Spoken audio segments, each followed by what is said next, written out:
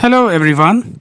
Today we are going to read the summary of the first lesson of Flamingo, that is called The Last Lesson by Alphonse Daudet. He was a French novelist and short story writer.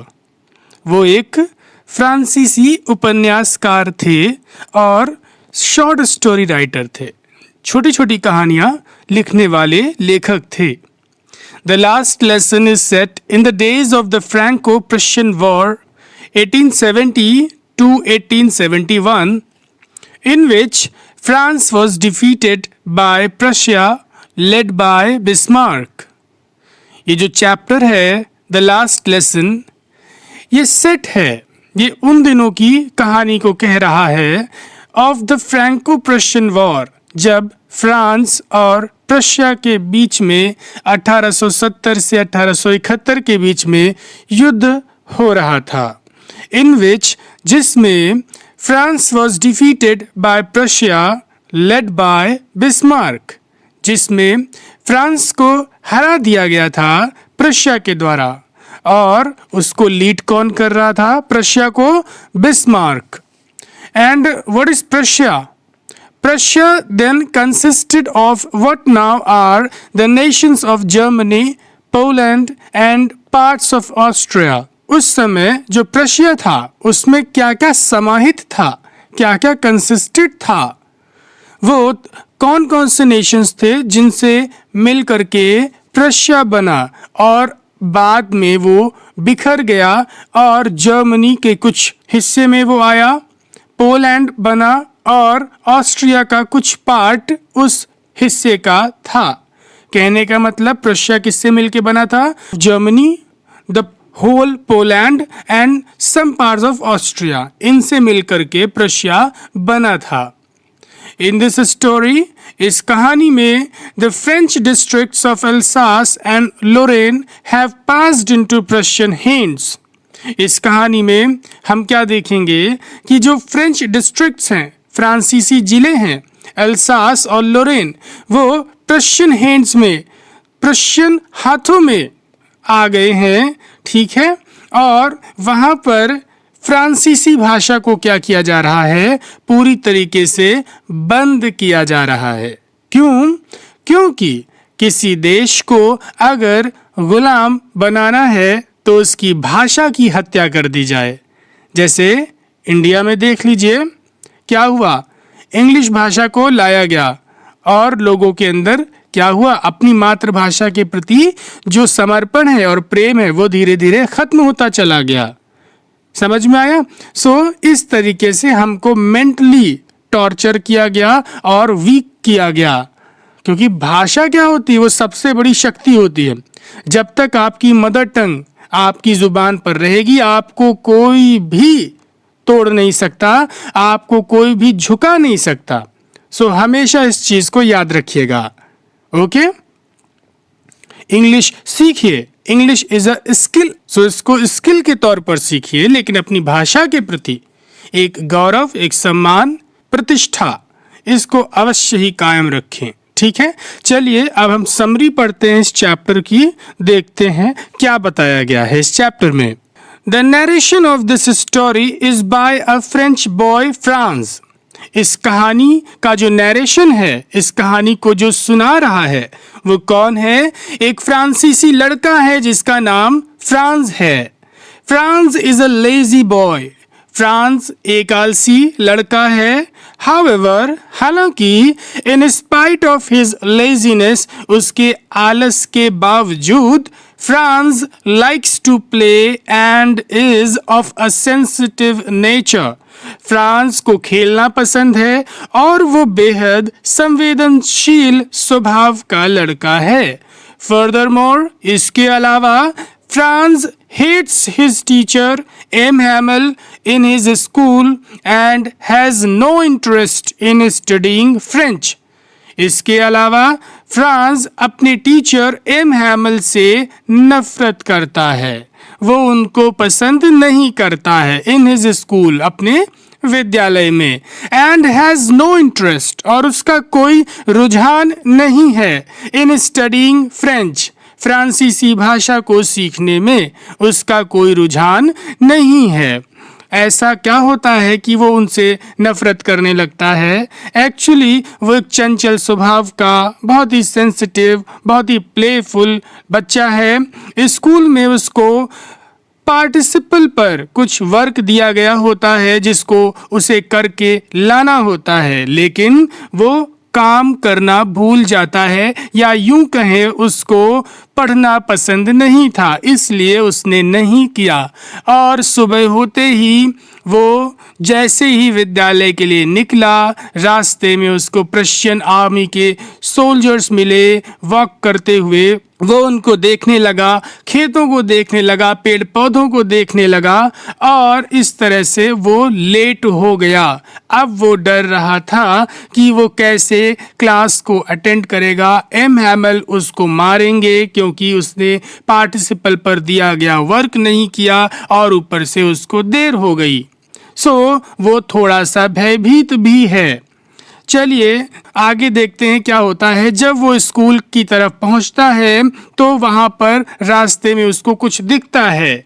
ठीक है, क्या दिखता है? चलिए पढ़ते हैं। An order has come from Berlin. French में Berlin को बेगला बोलते हैं।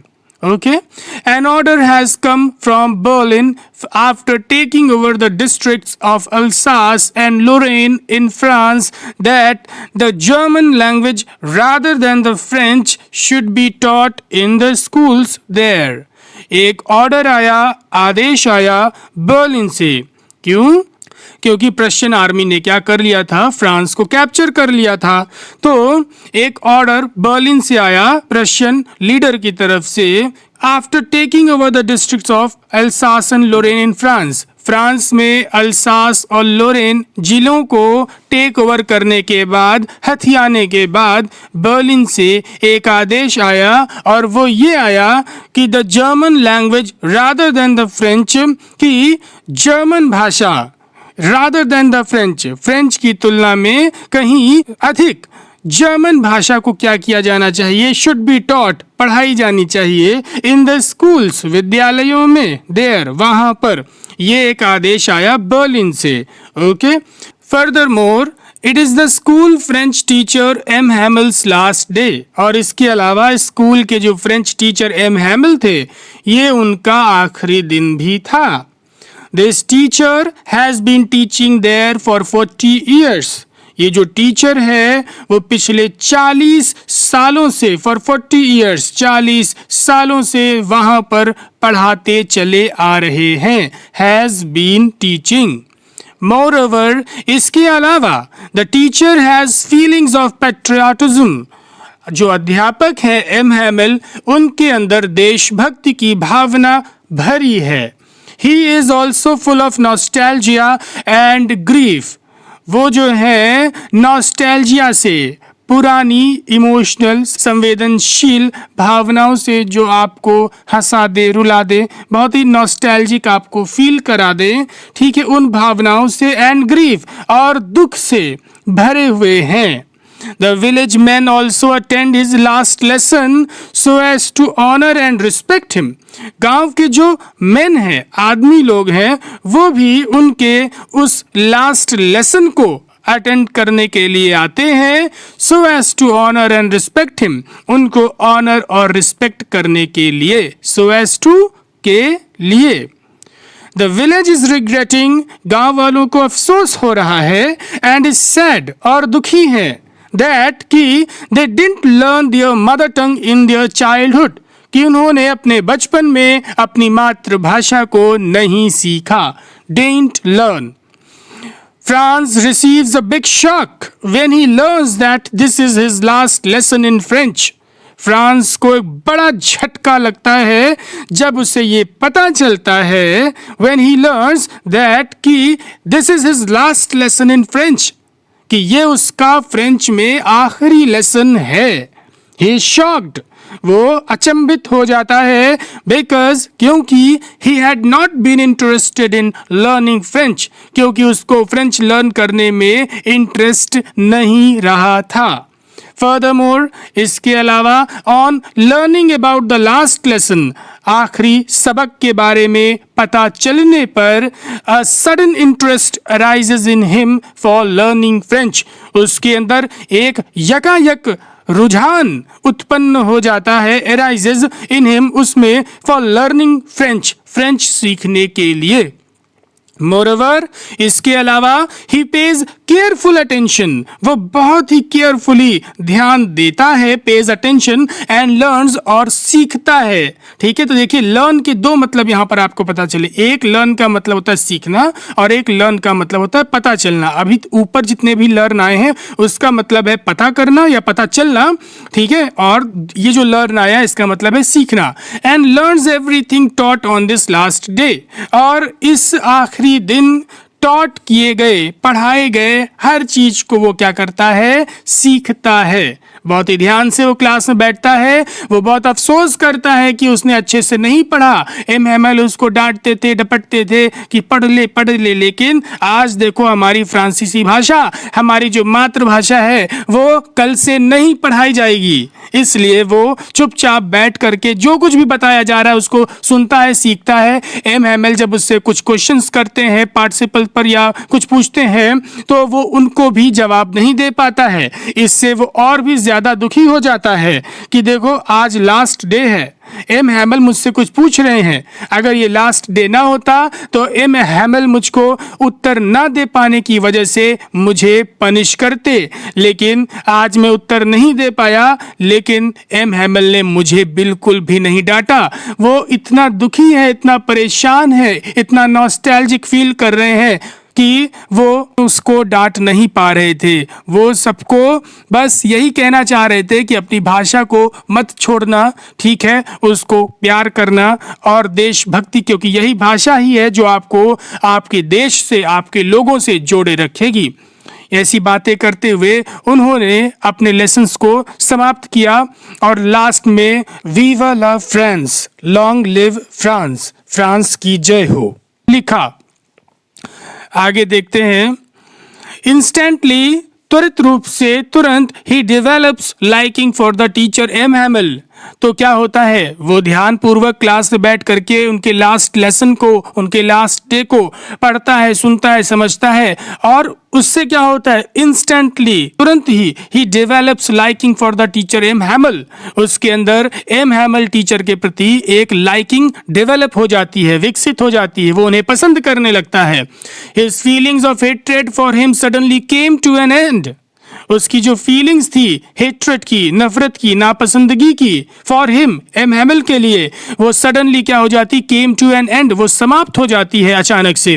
मोरओवर, इसके अलावा France develops respect for the hard work and sincerity of his teacher, France जो है वो अपने टीचर एम हैमेल के प्रति, जो वो हार्ड वर्क करते थे, जो उनके अंदर सिंसियरिटी थी, गंभीरता थी अपने बच्चों को लेकर के, पढ़ाने को लेकर के, उसके प्रति उसके अंदर, फ्रांस के अंदर रिस्पेक्ट डेवलप हो जाता है, सम्मान की भावना पैदा हो जाती है अपने टीचर एम हैमेल के प्रति, क्योंकि वो इतना हार्ड वर्क करते थे उन सब पर और बहुत ही सिंसियरली पढ़ाते थे। इस चीज के लिए वो बहुत ही ज्यादा भाव विभोर हो जाता है। फ्रांस इज सैड, फ्रांस दुखी है, एंड अशेम्ड, और शर्मिंदा है, for being unable to recite his lesson, अपने लेसन को रिसाइट ना कर पाने की वजह से शर्मिंदा है। जैसा कि मैंने आपको अभी ऊपर बताया कि एम हैमेल ने पूछा उससे, लेकिन वो उस लेसन को रिसाइट नहीं कर पाया, उसको फ्रेंच लैंग्वेज पढ़ना भी नहीं आता था सही से, इससे उसके अंदर बहुत ही गिल्ट फील हो रहा था, एक सेंटेंस वो सही से नहीं लिख पाता था अपनी मातृभाषा में, और अगले दिन से वो भाषा ही नहीं पढ़ाई जाएगी। You can imagine the pain little France was feeling at that moment. Hamel explains that they all are at fault for lacking eagerness to learn. Hamel explain करते हैं कि they all are at fault, उन सभी की गलती है। Fault किसकी है? उन सब की है। जिन लोगों को क्लास में जितने लोग बैठे हैं, एल्डर लोग हैं, वर्कमैन हैं, ठीक है, गांव के जो लोग हैं, बच्चे हैं, उन सब की गलती है जो आज उनको फ्रेंच लैंग्वेज नहीं आ रही है। इसमें गलती उन सब की है। और गलती क्या है? For lacking eagerness to learn, क्योंकि उनके अंदर सीखने की ईगरनेस ही नहीं थी, सीखने की ललक ही नहीं थी, सीखने की ललक की कमी, ये सबसे बड़ी वजह है जिसकी वजह से आज उनको फ्रेंच लैंग्वेज नहीं आ रही है, और इसलिए they all are at fault, वे सभी जिम्मेदार हैं। फर्दरमोर, इसके अलावा he also includes himself in this fault, इसके अलावा वो इस गलती में खुद को भी शामिल करते हैं। वो कहते हैं कि केवल तुम लोगों की ही गलती नहीं है जो आज तुमको ये लैंग्वेज नहीं आ रही है, इसमें गलती मेरी भी है। He blames himself for lack of sincerity in teaching them.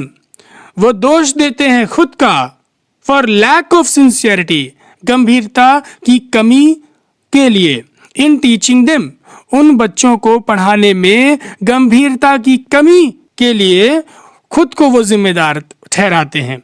क्योंकि जब वो पढ़ाते थे तो कभी कभी क्या होता था, उनका मन नहीं होता था, वो कहते थे I am going to fish, मैं मछली पकड़ने जा रहा हूँ, चलो ऊपर मेरा कमरा सही कर दो, चलो ये काम कर दो, चलो गार्डन में थोड़ा सा प्लांटिंग कर दो। तो तरह तरह के बच्चों को काम वो बताया करते थे, ठीक है। कभी पढ़ाते थे, कभी नहीं पढ़ाते थे, तो वो अपने को भी जिम्मेदार मानते हैं। बच्चों को फ्रेंच लैंग्वेज नहीं आ रही है, इसके लिए वो खुद को भी जिम्मेदार मानते हैं। There is a reflection of his patriotism in his praise for the French language. French language की प्रशंसा में क्या दिख रहा है, उनके देशभक्ति की भावना रिफ्लेक्ट हो रही है, ठीक है, प्रतीत हो रही है। जब वो क्लास में फ्रेंच लैंग्वेज के बारे में बोलते हैं, उसकी प्रशंसा करते हैं, तो इससे उनके अंदर की देशभक्ति की भावना भी जग जाहिर होती है। He says, वो कहते हैं कि the French language is the most logical and beautiful language in the world. वो कहते हैं कि जो फ्रांसीसी भाषा है वो संसार की सबसे तार्किक और सुंदरतम भाषा है। It seems, ऐसा लगता है कि that M. Hamel got emotional on this occasion. ऐसा प्रतीत होता है कि M. Hamel इस अवसर पर, इस मौके पर भावुक हो गए। Furthermore, इसके अलावा ही asks the class to guard their language. इसके अलावा वो कक्षा से कहते हैं, जिस कक्षा में बच्चे बूढ़े बड़े सब बैठे हैं, उनसे कहते हैं कि तुम्हें अपनी लैंग्वेज को गार्ड करना है, उसकी रक्षा करनी है। He says, वो कहते हैं that being close to one's language is a way to escape the clutches of slavery. वो कहते हैं कि अपनी खुद की भाषा के प्रति क्लोज होना, अगर अपनी मातृभाषा के प्रति आप बहुत ही क्लोज हैं, बहुत ही जुड़े हुए हैं, तो यही एक तरीका है, यही एक वे है to escape the clutches of slavery, दास्तां के बंधन से निकलने का यही एक रास्ता है कि हम अपनी भाषा से जुड़ जाएं। This language will assist them in attaining freedom from the Germans. ये भाषा ही उनको असिस्ट करेगी, मदद करेगी जर्मन से आज़ादी पाने में। The people realize the significance of their mother tongue.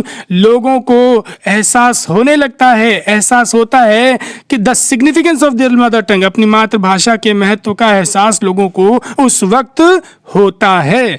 Moreover, इसके अलावा they feel the reason for their defeat is illiteracy.